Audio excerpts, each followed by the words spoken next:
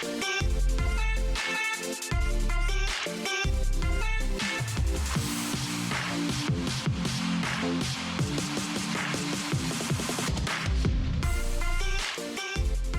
moment of truth has finally arrived. All eyes will be on the final days of the African FIFA World Cup qualifiers. Welcome to this special edition of the FA Show with me, Adelani, where we discuss the teams that have already qualified and the teams still pushing to get a ticket to that global extravaganza happening in North America next year. SC is ready. The big question is, are you ready for what you're about to see?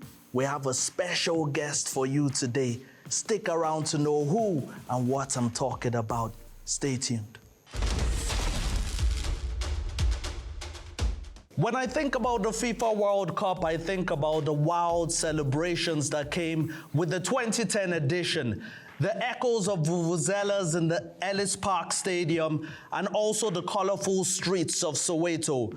What are your fondest World Cup memories? SC Unjan. Yes, now, what's today's trivia question, SC? Today's trivia question is, how many AFCON tournaments did Didier Drogba win with Cote d'Ivoire? Okay, how many AFCON tournaments did Didier Drogba win with Cote d'Ivoire? Keep watching the Continent's #1 magazine show to get the answer to that question. Now, as of the 8th of October 2025, 3 African nations had qualified for the 2026 FIFA World Cup: Egypt, Morocco, and Tunisia. Obviously, at that stage, Algeria needed to beat Somalia. They were on the brink of qualification. They only needed 1 point, and Somalia had only managed 1 point. Yeah. After so many rounds of games. But now, let's look at the North African sides. Congratulations to them. Morocco, what made that group so easy for Morocco? I don't know if easy is the right word to use. It feels like we are probably discrediting other teams, but nonetheless, it was an easy group for them. You look at how they started the group, you look at how they finished the group in terms of the last game they played before the other games that are about to play between Monday and Tuesday. So when you look at that, for me, I have to look at how they structure their systems. You know, you look at the academy systems, Mohammed V Football Academy. It tells you that they are looking at the youth, they are looking in terms of the future. You're looking at their modern facilities as well. You're looking at the focus on homegrown talent as well. Other than that, you look at the league, you look at the teams that are playing in their league. They've got strong teams in that league. So that ideally tells you how Morocco has pushed. You look at how they fared in terms of the Chen tournament, you know. Other than that, you have to look at their other, levels in terms of the divisions, in terms of the ladies, in terms of the under-17s and the under-20s. They are always consistent in terms of being in tournaments and playing these big tournaments. So for that's key. And you look at their players, they're playing in some of the best leagues in Europe. Oh man, unbelievable. That definitely shone through because they scored 21 goals and only conceded 2. Shout out to El Kabi, who scored 4 goals and was their leading scorer in the qualifiers. Now, when we look at Egypt, they managed to secure their 4th World Cup appearance after beating Djibouti 3-0. Now, what I wanted to ask you was, they had a transition. They changed their coach. Yeah. And they have Hossam Hassan. Obviously had a different approach to their first coach, but same results, basically. What do you think was so special about his approach? Besides even talking about tactical approaches of the coach, you need to look at the coach. Where is he coming from? Who is he? How do the players relate to him? Legend.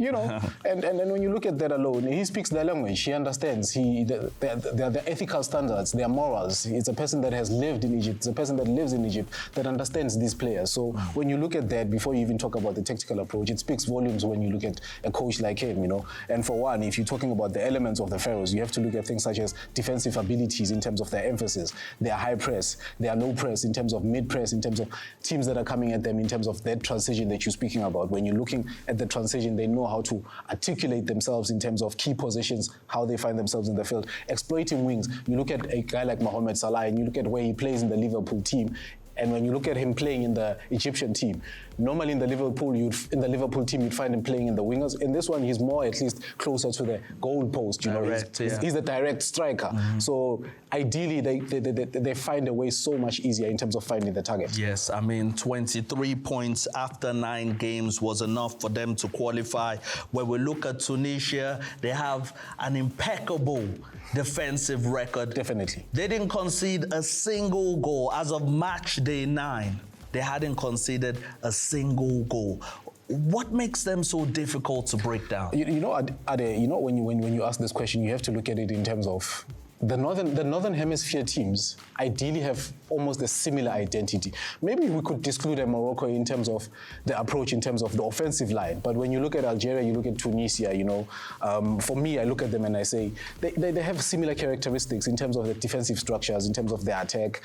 They almost use a similar type of way of attacking. They don't normally go in the middle, they go in the wingers, and that's what they use. And when you look at a Morocco team is the one that's more balanced. But for me, when you look at Tunisia, I have to give it to them in terms of their central play and their defensive structures. With that kind of defense structure, you have to look at them and say, you know what, this is a team that really, really is well structured.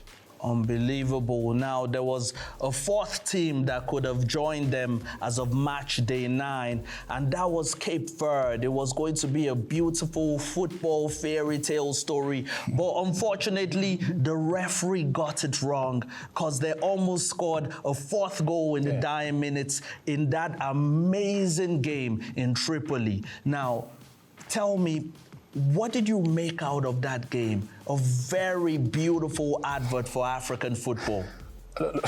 This one, you have to think a little bit about it, but when you look at it, Cape Verde have been good. I need to give them that. Almost at the brink of qualifying for their first ever World Cup. So for me, when you look at the game structurally, you have to look at it in terms of what they've done before the game.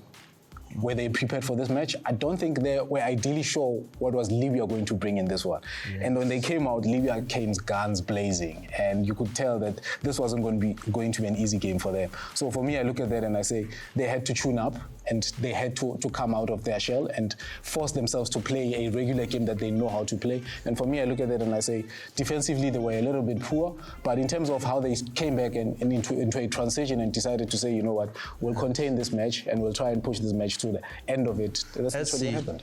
I know you have more to tell us, so much to tell us. We'll be discussing that definitely after the break. You have to keep watching because we'll be talking about more African sides on the brink of qualification. Well, keep watching.